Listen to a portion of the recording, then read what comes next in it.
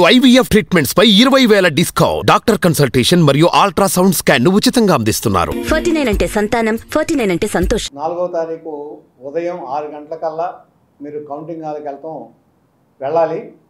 అయితే మీరు వెళ్ళేటప్పుడు మీకు ఇచ్చిన ప్రభుత్వం నుంచి వచ్చిన ఐడి కార్డు, అలాగే 17C పేపర్లు, చిన్న టేబుల్ నోట్బుక్, వైట్ పేపర్లు, పెన్ను, పెన్సిలు, ఎరేజరు, అట్లాగే రాసుకోవడానికి అట్టపెట్టి, చిన్న క్యాల్కులేటరు, ఇవన్నీ మీరు పట్టుకెళ్ళచ్చు. అవి పట్టుకెళ్ళడానికి అనుమతి ఉంది. తర్వాత ఒక్కొక్క కౌంటింగ్ టేబుల్కి, ఒక్కొక్క హాల్కి 14 టేబుల్స్ వేస్తారు. అంటే ఒక్కొక్క అసెంబ్లీ నియోజకవర్గానికి 14 టేబుల్స్ ఉంటాయి. 14 మంది మన ఏజెంట్లు ఏదైతే వాళ్ళకి కేటాయించారో ఐడి కార్డులో ఉంటుంది నెంబరు, ఏ టేబుల్ కేటాయించారనేది, ఆ టేబుల్కి వెళ్ళి కూర్చోవాలి. అక్కడ ముందు ఇదంతా అయిన తర్వాత ఒక్కొక్కసారి 14 ఈవీఎంలు తీసుకొస్తారు. అంటే ఈవీఎం మొత్తం తీసుకురారు, ఓన్లీ కంట్రోల్ యూనిట్ మాత్రం తీసుకొస్తారు. సియు తీసుకొస్తారు. సియు తీసుకొచ్చేటప్పుడు 14 ఒకేసారి వస్తాయి ఫస్ట్ రౌండ్. అది ఒక క్యారీయింగ్ కేసులో తీసుకొస్తారు. ఆ క్యారీయింగ్ కేసులో తీసుకొచ్చి మీ దగ్గర పెట్టిన తర్వాత ఆ కేసుకి సీల్ సరిగ్గా ఉన్నాయో లేవో చూడండి. ఒకవేళ క్యారీయింగ్ కేసు సీల్ కనుక బ్రేక్ అయినా పర్వాలేదు, లోపల అది ఓపెన్ చేసిన తర్వాత కంట్రోల్ యూనిట్ ఉంటుంది. కంట్రోల్ యూనిట్కి పేపర్ సీల్స్ ఉన్నాయా లేవా అవి చూడాలి. తర్వాత మీకు ఆ పేపర్ సీల్ ఉందా, ఫస్ట్ దానికంటే ముందు కూడా దాని మీద ఉన్న ఐడి నెంబరు, మీకు 17Cలో ఉన్న ఐడి నెంబరు, ఈ రెండు ఒకటిగా ఉన్నాయా లేవా. ఈ రెండు ఒకటిగా ఉంటే తర్వాత ప్రొసీడ్ అవ్వచ్చు. ఒకవేళ ఆ నెంబర్కి మీ దగ్గర ఉన్న నెంబర్కి తేడా వస్తే మీరు ఆర్ఓ కంప్లైంట్ చేయొచ్చు, లేకపోతే అక్కడ అబ్జర్వర్ ఉంటారు, అబ్జర్వర్కి మీరు కంప్లైంట్ చేయొచ్చు. లేకపోతే మన పార్టీ తరఫున ఆర్ఓ టేబుల్ దగ్గర ఏజెంట్ ఉంటారు, ఏజెంట్ని కంప్లైంట్ చేయొచ్చు. అది కనుక తేడా ఉంటే ఆ ఈవీఎంని పక్కన పెడతారు, దానికి సంబంధించిన వీవీప్యాట్ తర్వాత లెక్క పెడతారు. లేదు అది ఎలక్షన్ కమిషన్ రిఫర్ చేస్తారు. ఎలక్షన్ కమిషన్ డిసిషన్ బట్టి అక్కడ ఉంటుంది. తర్వాత నెంబర్ కూడా సరిపోయిన తర్వాత పేపర్ సీల్స్ చూడండి. పేపర్ సీల్స్ మీద నెంబరు ఉన్నాయా లేవా, మీరు పెట్టిన సంతకం ఉందా లేదా అవి కూడా అబ్జర్వ్ చేయండి. చేసిన తర్వాత పింక్ సీల్ ఉంటుంది. అవి కొన్న అన్నిటికన్నా ముఖ్యంగా గ్రీన్ సీల్ ఉంటుంది. గ్రీన్ సీల్ మాత్రం ఎట్టి పరిస్థితుల్లోనూ బ్రేక్ అవ్వకూడదు. గ్రీన్ సీల్ కనుక బ్రేక్ అయితే మీరు వెంటనే కంప్లైంట్ చేయండి.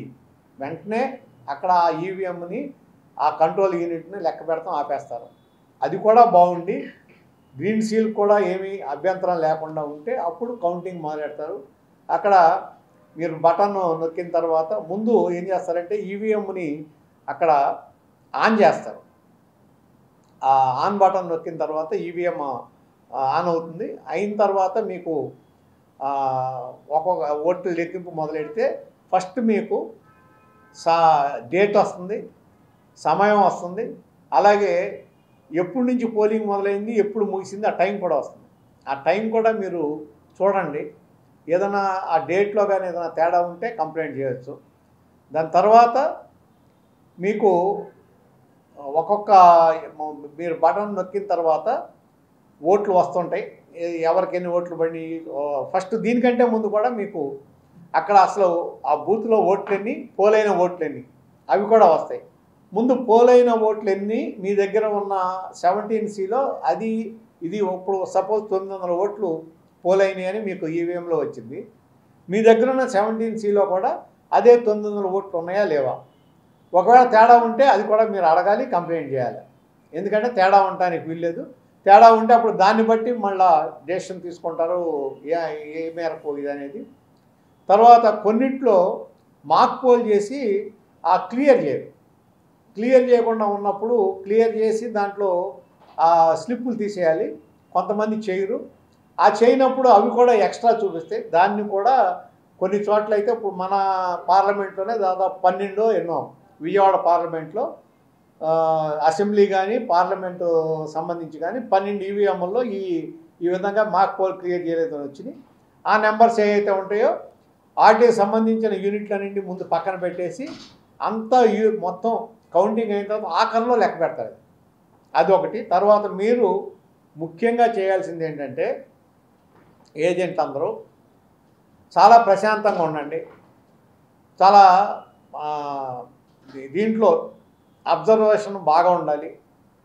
ఏమి ఓట్లు పడుతున్నాయి, మనకెన్ని పడినాయో కాదు, ప్రత్యర్థికి ఎన్ని పడినాయో చూడాలి, మిగిలిన పార్టీలకు ఎన్ని పడినాయో చూడాలి. ఒక్కొక్కసారి ఏమవుతుందంటే కూడికల్లో అటు ఇటు వేసి వేయచ్చు. అందుకని వైఎస్ఆర్సీపీకి ఎన్ని పడినాయి, అలాగే టీడీపీనా కూటమి వాళ్ళకి ఎన్ని పడినాయి, మిగిలిన ఇండిపెండెంట్కి ఎన్ని పడినాయి అన్నీ కలిపిన తర్వాత ఆ మొత్తం, లేకపోతే మీకు ఈవీఎంలో పోలైన ఓట్లు సరిపోతున్నాయా సరిపోవట్లేదా, సరిపోకపోతే కంప్లైంట్ చేయాలి. సరిపోయిందనుకోండి అప్పుడు మొత్తం అన్నీ క్లియర్గా ఉన్నాయి అనుకున్నప్పుడు మీకు 17C Part 2 ఫిలప్ చేసి అక్కడ ఉన్న మైక్రో అబ్జర్వర్, అక్కడ ఉన్న పోలింగ్ సూపర్వైజర్ ఉంటాడు, ఆ సూపర్వైజర్ అదే కౌంటింగ్ సూపర్వైజర్ ఉంటాడు, ఆయన మీకు ఆ 17C Part 2 ఇస్తాడు. ఇచ్చినప్పుడు మొత్తం చూసి అన్నీ కరెక్ట్గా ఫిల్ చేశారా చేయలేదా, ఏది పోలైన ఓట్లు, అట్లాగే మనకు పడిన ఓట్లు, ప్రత్యర్థికి పడిన ఓట్లు,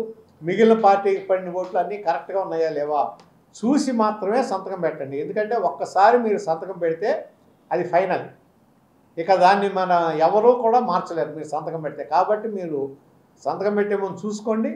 మీకు ఏదైనా అనుమానం వస్తే ఆర్ఓ టేబుల్ దగ్గర ఉన్న ఏజెంట్, మన ఆర్ఓ టేబుల్ దగ్గర మన పార్టీ ఏజెంట్ ఉంటారు, వాళ్ళని పిలిచి వాళ్ళ అభిప్రాయం తెలుసుకుని వాళ్ళని కూడా అడిగి అప్పుడు సంతకం పెట్టండి. తొందరపడి సంతకం పెట్టాల్సిన పని లేదు. ఈవీఎంల్లో కూడా మీకు ఎక్కడైనా సరే డౌట్ ఉండి మీరు సరిగా నోట్ చేసుకోకపోతే మళ్ళీ చూపించమని అడిగితే మళ్ళీ మొత్తం కౌంట్ అంతా చూపించాల్సిన అవసరం ఉంది, చూపిస్తారు. ఈ విషయంలో మొహమాట పడద్దు. ఏదైనా తేడా ఉంది అనుకుంటే అడగండి, మళ్ళీ చూడండి, మళ్ళీ నోట్ చేసుకోండి. ఇలా మొత్తం ఈ విధంగా 14 ఈవీఎంలు అయిన తర్వాత ఒక రౌండ్ అవుతుంది. మీ దగ్గర తీసుకున్న 17C Part 2 మొత్తం ఆర్ఓ టేబుల్ దగ్గరికి వెళ్తుంది. ఆర్ఓ టేబుల్ దగ్గర అవన్నీ చూసి మొత్తం కౌంట్ చేసి అప్పుడు ఒక బోర్డు మీద వేస్తారు. అప్పుడు ఒక రౌండ్ పూర్తయినట్టు. ఇలా ఈ మొత్తం మీకు అసెంబ్లీ సెగ్మెంట్కి సంబంధించి బూత్లు అయ్యే వరకు రౌండ్లు అవుతాయి. అప్పటి వరకు ఓపికగా ఉండండి. ఎక్కడా కూడా మీరు డిస్టర్బ్ అవ్వద్దు. అవతల వాళ్ళ మీద మీరు వాళ్ళు ఏదో రెచ్చగొట్టినా రెచ్చిపోవద్దు. ప్రశాంతంగా ఉండండి. అబ్జర్వేషన్ పెట్టుకోండి. నేను చెప్పినవన్నీ ఎక్కడైనా సరే ఈవీఎంలు ఈ కంట్రోల్ యూనిట్ నెంబర్ తేడా ఉన్నా, లేకపోతే ఫస్ట్ నెంబర్ తేడా ఉన్నా మీరు కంప్లైంట్ చేయొచ్చు, దాన్ని ఆపించవచ్చు. గ్రీన్ సీల్ బ్రేక్ అయితే ఖచ్చితంగా కంప్లైంట్ చేయాలా. తర్వాత అన్నీ కరెక్ట్గా నోట్ చేసుకోవాలి, ఏ ఓట్లు ఎన్ని పడినాయి అనేది. దీనికంటే ముందు కూడా మీరు పోలైన ఓట్లు ఈవీఎంలో చూపించినవి, అట్లాగే మీకు మీ దగ్గర ఉన్న 17C ఓట్లు ఒకటిగానే ఉండాలి. తేడా ఉంటే మీరు మళ్ళీ కంప్లైంట్ చేయొచ్చు. ఈ విధంగా ప్రశాంతంగా ఉండి చక్కగా ఆఖరి వరకు ఓటింగ్ కంప్లీట్ అయ్యే వరకు, కౌంటింగ్ కంప్లీట్ అయ్యే వరకు మీరు ఉండి విజయవంతంగా తిరిగి రావాలని కోరుకుంటూ మీ అందరికీ శుభాకాంక్షలు.